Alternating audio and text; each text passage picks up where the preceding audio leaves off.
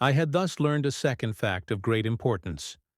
This was that the planet the little prince came from was scarcely any larger than a house. But that did not really surprise me much. I knew very well that in addition to the great planets, such as the Earth, Jupiter, Mars, Venus, to which we have given names, there are also hundreds of others, some of which are so small that one has a hard time seeing them through the telescope. When an astronomer discovers one of these, he does not give it a name, but only a number. He might call it, for example, asteroid 325. I have serious reason to believe that the planet from which the little prince came is the asteroid known as B612. This asteroid has only once been seen through the telescope. That was by a Turkish astronomer in 1909.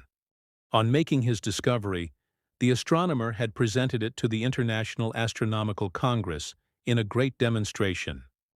But he was in Turkish costume, and so nobody would believe what he said. Grown-ups are like that.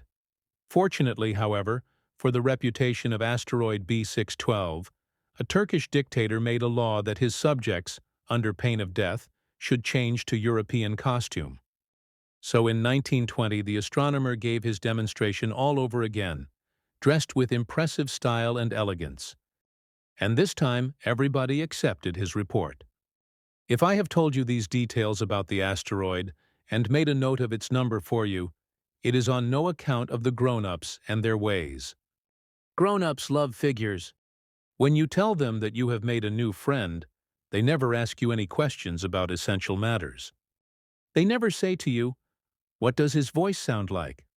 What games does he love best? Does he collect butterflies?" Instead, they demand, "How old is he? How many brothers has he? How much does he weigh? How much money does his father make?" Only from these figures do they think they have learned anything about him.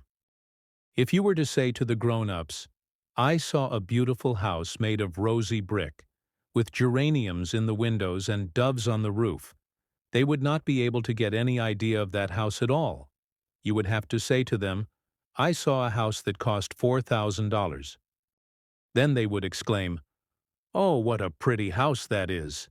Just so you might say to them, "The proof that the little prince existed is that he was charming, that he laughed, and that he was looking for a sheep."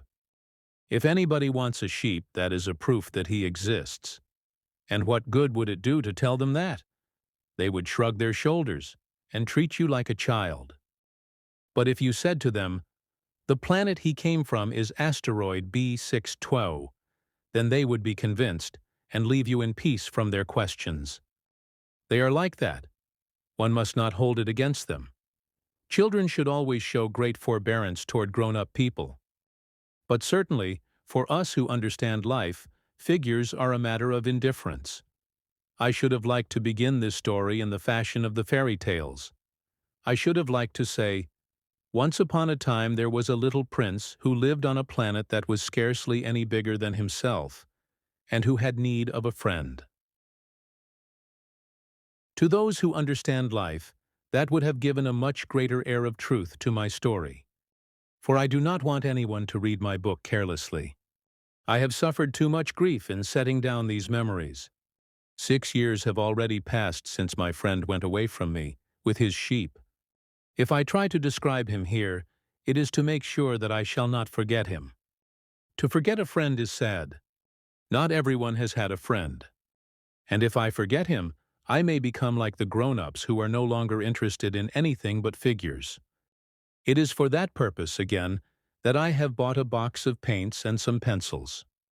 It is hard to take up drawing again at my age, when I have never made any pictures except those of the boa constrictor from the outside and the boa constrictor from the inside, since I was 6. I shall certainly try to make my portraits as true to life as possible. But I am not at all sure of success. One drawing goes along all right, and another has no resemblance to its subject. I make some errors, too, in the little prince's height. In one place he is too tall, and in another too short. And I feel some doubts about the color of his costume. So I fumble along as best I can, now good, now bad, and I hope generally fair to middling. In certain more important details I shall make mistakes also. But that is something that will not be my fault. My friend never explained anything to me. He thought, perhaps, that I was like himself. But that is something that will not be my fault. My friend never explained anything to me. He thought, perhaps, that I was like himself. But I, alas, do not know how to see sheep through the walls of boxes. Perhaps I am a little like the grown-ups. I have had to grow old.